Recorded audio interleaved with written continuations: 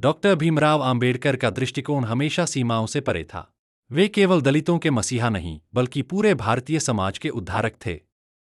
जब देश की आज़ादी का संघर्ष अपने निर्णायक मोड़ पर था, तब हिंदू और मुस्लिम समाज के बीच गहरी खाई खिंच चुकी थी।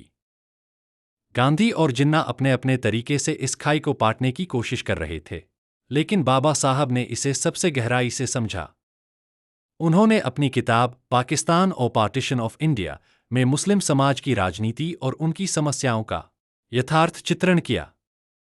वे मानते थे कि अगर अल्पसंख्यकों को न्याय और समान अधिकार नहीं मिले तो भारत कभी एक मजबूत राष्ट्र नहीं बन पाएगा।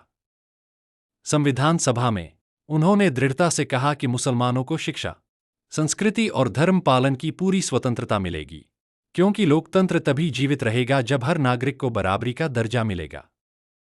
बाबा साहब ने यह भी माना कि मुस्लिम समाज में भी कई वर्ग पिछड़े और शोषित हैं, जिनकी आवाज दबा दी जाती है। इसलिए उन्होंने दलित, मुसलमानों और महिलाओं की शिक्षा और अधिकारों पर विशेष बल दिया। उनका सपना था कि हिंदू, मुस्लिम, सिख, ईसाई सभी एक समान होकर इस देश की उन्नति में भागीदार बने। यही कारण है कि आज मुस्लिम समाज भी बाबा साहब को केवल संविधान निर्माता ही नहीं, बल्कि अपना सच्चा हमदर्द और रक्षक मानता है।